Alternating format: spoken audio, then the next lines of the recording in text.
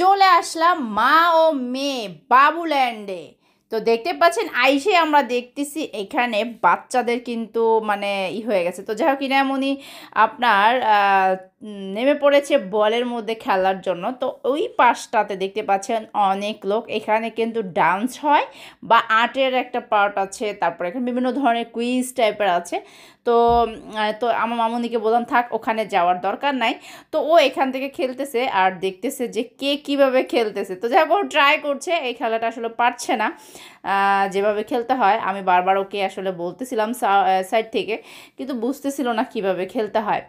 তো যাই হোক কিছুক্ষণ পরে আবার ইনায়মনি এই যে দেখেন কি করতেছে, এখানে দিল লাফ বলের মধ্যে। সে কিন্তু খুব খুশি হয়েছে। এখন বল নিয়ে খেলা শুরু মামুনির। তো এখন আমি আপনাদেরকে একটু দেখাচ্ছি, এই যে এখানে পরিবেশটা মোটামুটি মাশাআল্লাহ অনেক সুন্দর, কিন্তু এখানে আগের থেকে অনেক খেলনা কমে গেছে। আমি এখানে বলেছি আরও খেলনা দরকার, মানে কিচেন যে সাইডগুলো আছে আমি অবশ্যই আপনাদেরকে দেখাচ্ছি। আমি এসেই কিন্তু ঘুরে দেখে ফেলেছি কোথায় কি আছে। তো মামনি কিন্তু বল নিয়ে খেলার জন্য ওই পাশটাতে চলে গেছে, আর এইখানে কিছু বাচ্চারা এখানে গেছে কুইজ খেলার জন্য। তো আমার মেয়ে তো ছোট, ও আসলে এগুলো বুঝবে না বা বুঝতেছে না, এই জন্য আমি যেতে দেইনি। ও মানে ওখানে একটু বড় বাবুরা ঠিক আছে, যারা আর্ট করতে পারে বা বিভিন্ন আছে না, কবিতা আবৃত্তি করতে পারে, তারপরে বিভিন্ন কিছু আসলে বলতে পারে, যারা স্কুলে ভর্তি হয়েছে, সোজা বাংলা কথা। তো আমার মেয়েকে এখন স্কুলে ভর্তি করাইনি, ওর হলো 3 বছর 6 মাস চলতেছে। তো ও এখানে এক্সাইটেড হয়ে গেছে কি থুয়ে কি করবে। তো যাই হোক এই যে এখানে চলে আসছে ডক্টর সেটের এখানে, এই যে দেখেন কিন্তু একদম ফাঁকা, এখানে আসলে ওরকম কিছুই নাই, সব বেবিরা নষ্ট করে ফেলেছে। হসপিটালে চলে আসছে এখানে। তো আমি ওকে চাচ্ছিলাম একটু ডক্টর সাজাই দেওয়ার জন্য। তো ও এখানে ঢুকে খুঁজতেছিল আর কি জিনিসপত্র, এখন এখানে ও শুয়ে পড়বে। এই যে দেখতে পাচ্ছি রিনামণি কিন্তু এখানে শুয়ে পড়েছে। ও ও বলতেছে যে অসুস্থ। তো যাই হোক আমি ওর সাথে একটু ফান করলাম, ফান করার পরে আমি ওকে এখানে ড্রেস পরার জন্য সাজেশন দিতেছিলাম যে আমি ড্রেস পরো, ও পড়তেছে হ্যাঁ পরবে।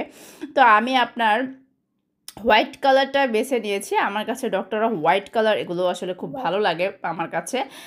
তো এরপর পড়ায় বসায় দিলাম, তারপর আমি ওর সাথে একটু ফান করলাম, মজা করলাম এখান থেকে। তারপরে আমরা ড্রেসটা খুলেই ইনামনিকে অন্য জায়গায় নিয়ে যাব।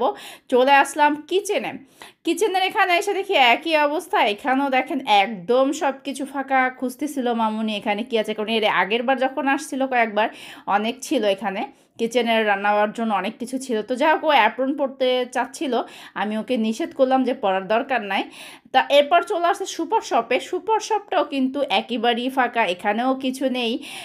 আমার মামুনি বারবার খুঁজতেছিল। তো যাই হোক বেচারা মনটা খুব খারাপ হয়ে গেছে। এরপরে এখান থেকে আবার চলে আসলো একবার গাড়ি চালানোর জন্য, এখানে একটা গাড়ি আছে, ইনামনি গাড়ি চালাচ্ছিল এখানে। তো এখান থেকে এই যে দেখেন হঠাৎ করে চলে আসলো আরেকটা বেবি।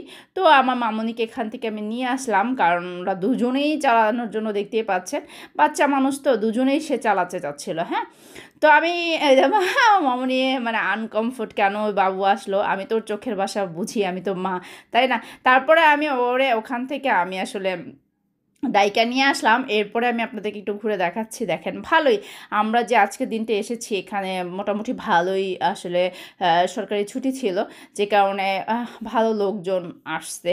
আমাদের একটা বেবি এন্ট্রি টিকিট ফ্রি ছিল, আর আমারটা নতুন করে কিনতে হয়েছে। তো যাক মা মেয়ে ভালো এনজয় করেছি। ইনামনির বাবা আসেনি, তার অফিস ছিল, এই জন্য ফার্স্ট টাইমে আসছি একা নিয়ে, কারণ একা বাবুকে হ্যান্ডেল করা একটু টাফ হয়ে যায়। ইনামনির বাবা যদি আসতো তাহলে হয়তো বা আরও একটু ভালো হতো। তো যাই হোক আজকে